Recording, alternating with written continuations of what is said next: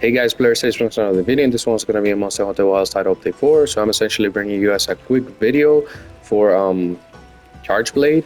Let me just go ahead and show you guys what I got. This is essentially an elemental morphing tank. So essentially I did a previous video related to Charge Blade, and it was basically an all-out offensive build.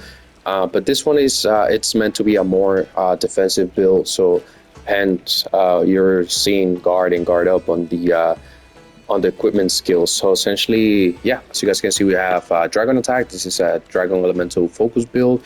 Dragon is by far the most effective elemental across the board in the game, so we're gonna go ahead and work with that. Our weapon is also an elemental focus weapon, so bear that in mind, which is why we don't have a negative affinity on it.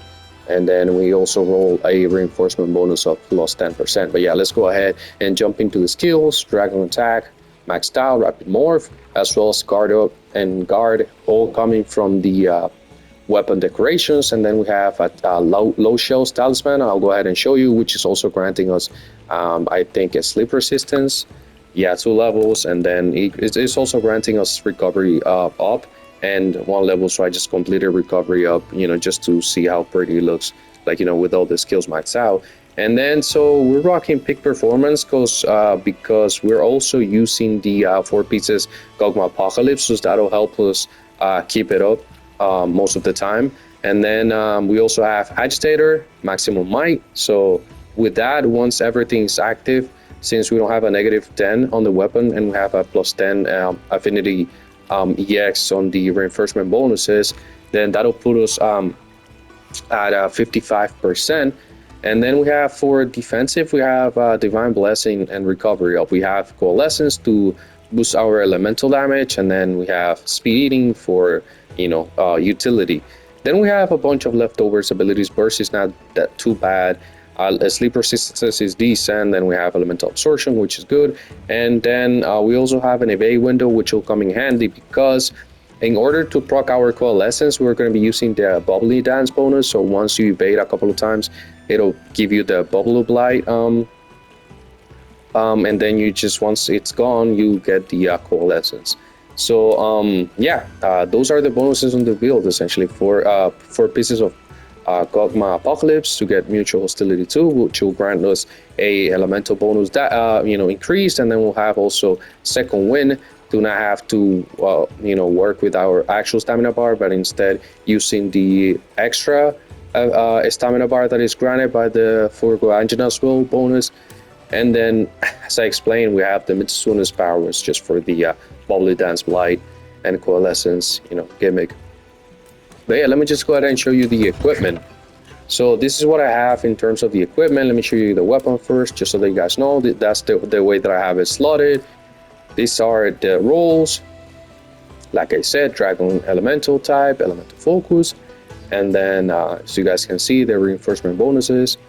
You can choose to go with, instead of the +9 attack in the reinforcement bonus, you can roll another elemental boost, and that's fine as well. And then we have the gear pieces. As you guys can see, we have 4 pieces of Gogma Apocalypse, and then we have the Fulgur. And yeah, all that you need for this build to work, it's to roll the Mitsuna's powers on the weapon.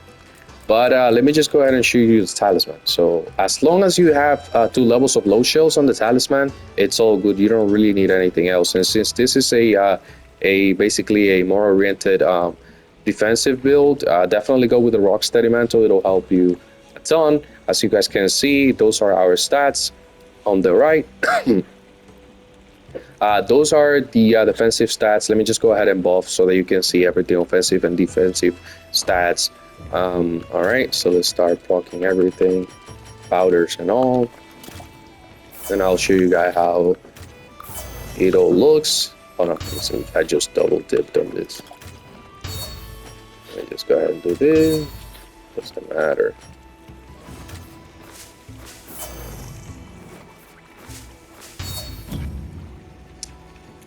So as you guys can see, he reaches 624 levels of defense with everything active, and then he reaches 279 raw attack, as well as 576 dragon element.